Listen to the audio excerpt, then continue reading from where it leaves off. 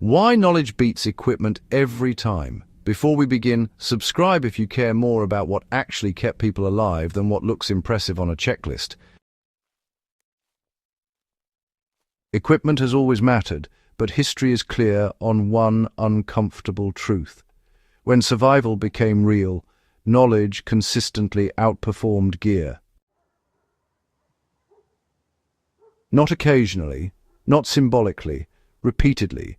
Across wars, migrations, disasters, and forced retreats, the people who lasted longest were rarely the ones carrying the most equipment. They were the ones who understood terrain, weather, human limits, and how systems fail. Gear extended capability. Knowledge determined whether that capability was used correctly or wasted.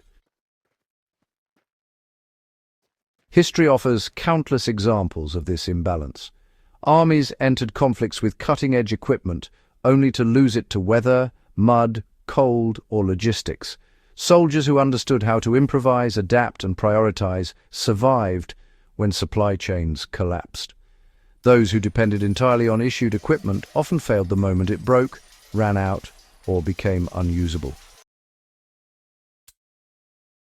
Cold weather warfare is one of the clearest illustrations. Armies issued coats, boots, and sleeping systems, yet frostbite and hypothermia killed thousands. The difference was rarely the quality of equipment. It was knowledge of moisture management, ground insulation, movement timing, and rest discipline. Soldiers who understood how sweat kills heat survived winter nights, even with inferior gear.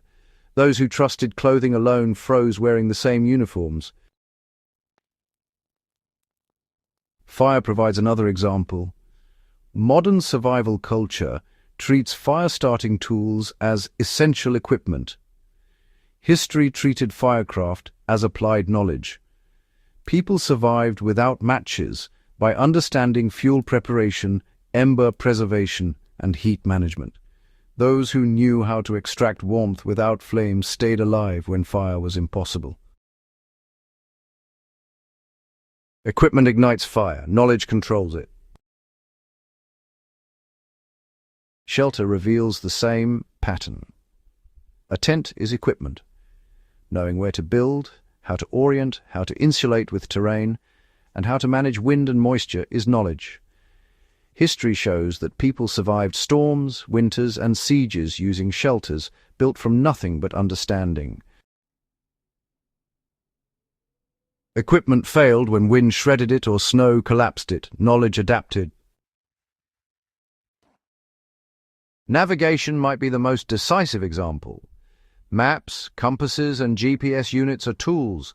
Understanding terrain, landmarks, sun paths, vegetation patterns, and human movement is knowledge.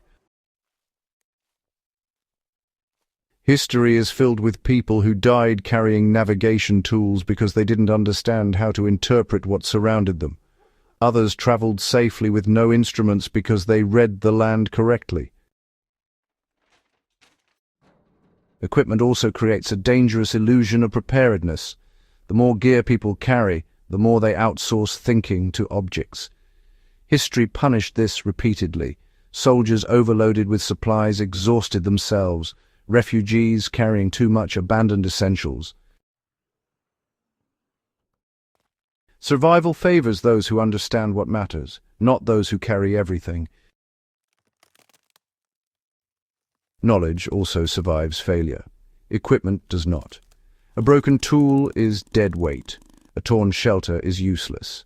A lost pack is catastrophic only if the carrier never learned to operate without it. Knowledge travels with you. It cannot be dropped, stolen, soaked, or burned. History favored what could not be lost. Another overlooked advantage of knowledge is decision-making under stress. Equipment does nothing if used at the wrong time. History shows that survival hinged on timing, when to move, when to stop, when to hide, when to expose yourself briefly to gain advantage. Equipment supports action, knowledge chooses the action. Knowledge also scales across environments. The same principles apply in forests, deserts, mountains, and cities. Equipment is environment-specific. History shows that displaced people survived new terrains by applying fundamentals, not by carrying perfect tools. Understanding heat, water, movement, and exposure transferred across landscapes. Equipment rarely did. Even combat reinforced this lesson. Soldiers trained deeply in fieldcraft outperformed better-equipped forces unfamiliar with conditions. Knowledge of concealment, sound discipline, and terrain use neutralized technological advantages repeatedly. History is full of examples where superior equipment lost to superior understanding. This doesn't mean equipment is useless. History never argued that. What history shows is hierarchy. Knowledge comes first. Equipment supports it. When that order is reversed, failure follows quickly.